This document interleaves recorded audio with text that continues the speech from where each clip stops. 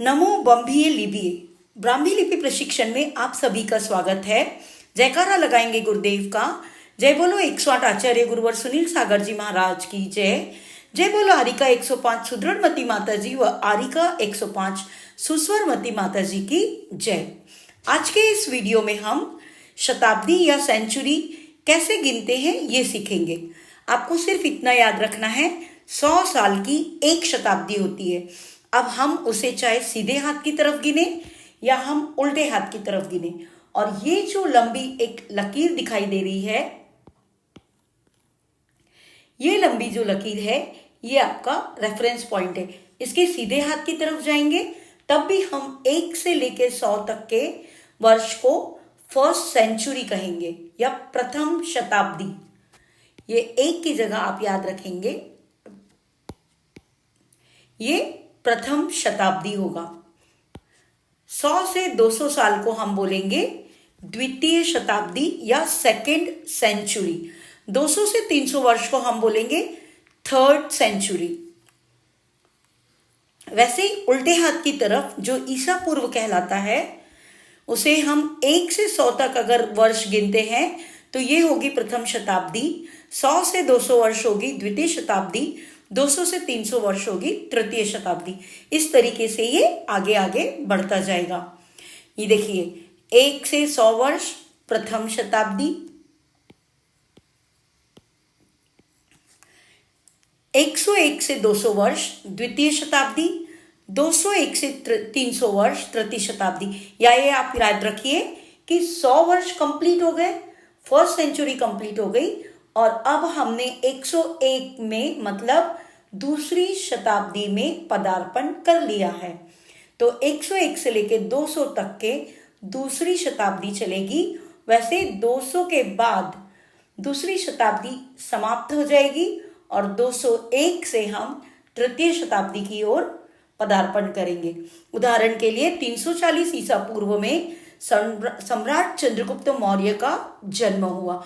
हम सभी जानते हैं कि श्रवणबेलगोला में जैन धर्म के सम्राट हुए हैं चंद्रगुप्त मौर्य, उनकी समाधि है। उनका जन्म हुआ था 340 ईसा पूर्व।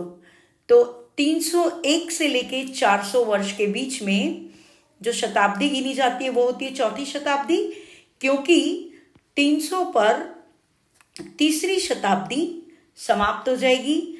हमने 301 मतलब चौथी शताब्दी में पदार्पण कर लिया है।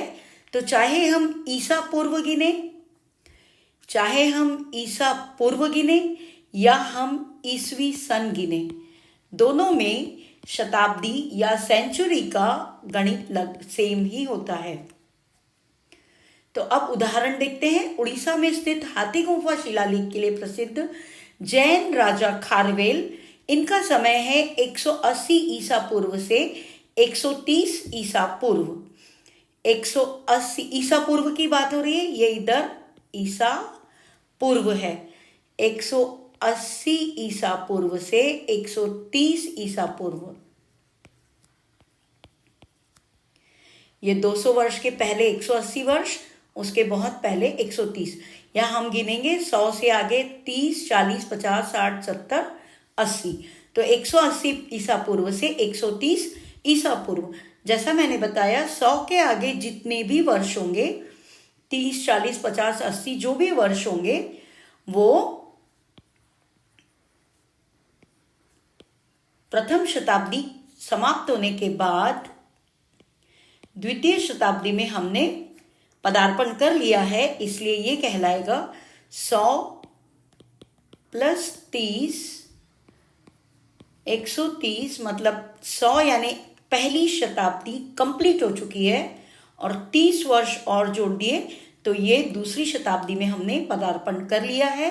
तो 130 से लेके 180 के बीच का जितना भी नंबर होगा, 200 तक का जितना भी नंबर होगा, वो पूरी की पूरी दूसरी शताब्दी कहलाएगी।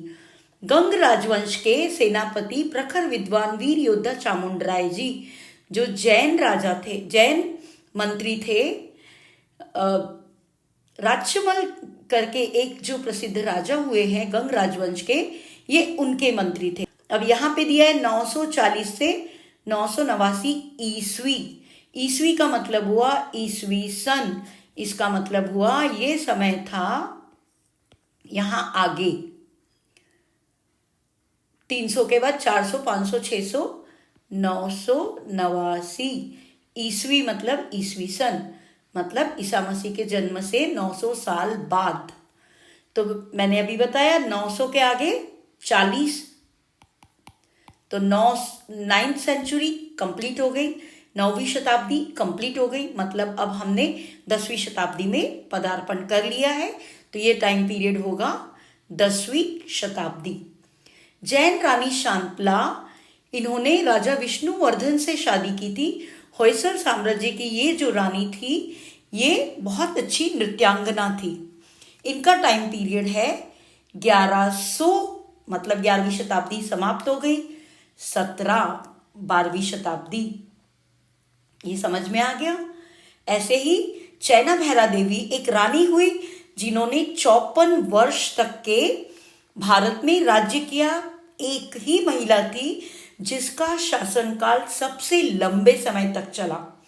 वो रानी थी रानी चैना भैरा देवी, और ये कहाँ राज्य करती थी? कर्नाटक का एक जैन केंद्र था गेरू सोप्पा।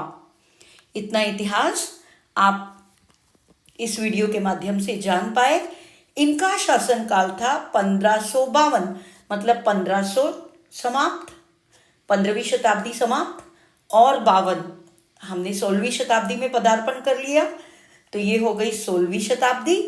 उसके बाद और दिया है 1606, मतलब 16वीं शताब्दी समाप्त हो गई, और 6 वर्ष मतलब 17वीं शताब्दी में हमने पदार्पण कर लिया।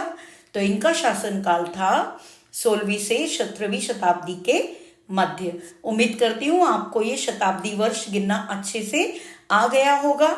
चाहे ईसा पूर्व की बात करूं या ईसवी सन की बात करूं, दोनों में ही शताब्दी वर्ष एक जैसा ही गिना जाता है। अब आपको कमेंट बॉक्स में लिखकर बताना है कि अगर मैं 500 लिखती हूं वर्ष, तो ये कौन सी शताब्दी होगी। थैंक्स फॉर वॉचिंग रिलीजियस यात्री।